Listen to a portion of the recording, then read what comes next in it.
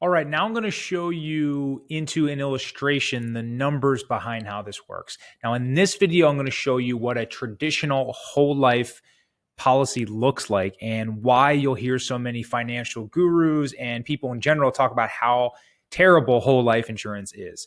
And that's because it's usually set up like this, which is totally focused on the death benefit and nothing to do with the living benefits or the cash value. So this is the opposite approach that we would use. And so when you hear people bad mouthing whole life and just really saying that it's a terrible investment, it's because of the structure. It's because it's not designed properly. And so what I'm going to show you here is the components. And so we talked in that previous video about how our cash can go to one of two places. Well, when an agent or somebody in an insurance company designs a policy to be focused on the death benefit and not the cash value, that means that all of the expense or any payments we make into the policy is going to go directly to the premium, the cost of the insurance. And that's going to help really drive up a much higher death benefit. But what it's going to do is it's really going to hurt us from an investment standpoint. It's going to look terrible, not very attractive as a place to store cash, right? And so let's look at this. If I wanted the ability to put $25,000 a year into a policy for 10 years, I would need to have and this is how they're normally sold, where to have all $25,000 going towards the base premium. Gets me a nice big death benefit, but look at some of these numbers, right? So every year for 10 years, I want to put $25,000 into this policy, right? So $25,000 per year. If you look at this net accumulation, this is the amount I'm putting in each year and as it grows. And the column to look at is this net cash value, right? So I put in $25,000, contributed. Look how much I have in cash value. $820, right? Pretty horrible. You make a $25,000 deposit and investment into an account and $820 is in there, right? Talk about a negative return. It's pretty terrible.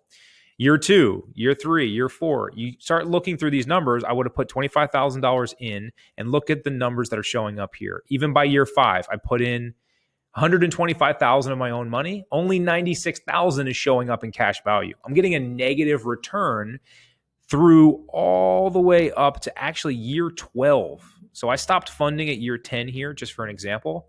But I would have put $250,000 in this policy total, and it took until year 12 to break even. And break even means we have paid down the cost of the insurance, paid down the cost of the death benefit so that we have the ability to then start getting full dividends and interest on our entire cash value. So every time before break even, you're having the base premium and a portion of the cash contributions are showing up or not showing up in cash value, right? They're basically eating up the expense side. And so most whole life insurance is designed improperly like this, where it's focused on death benefit and it's focused on jacking up the premium. Why? Because the insurance agent gets paid on this number right here. They get paid on the base premium. So if you want the ability to put $25,000 in, well, they could structure it so you have to put almost the entire thing in there if they want. What they will not tell you, or some people don't know is possible, is that that number can be shrunk down much, much lower, sometimes all the way down to 10%, so that this would just be $2,500, and the rest you're going to see in the next video will show up in cash value. Very, very important to understand when you look at whole life insurance, design means everything. So if you took regular traditional whole life and you look at it as a savings asset, it's not going to look very attractive because it's not set up properly. It's set up to inflate a nice death benefit and really to inflate the commission that the agent gets paid. So in the next video, you'll see a properly designed example of something that's minimizing expense and maximizing cash value, which is what we do for our clients.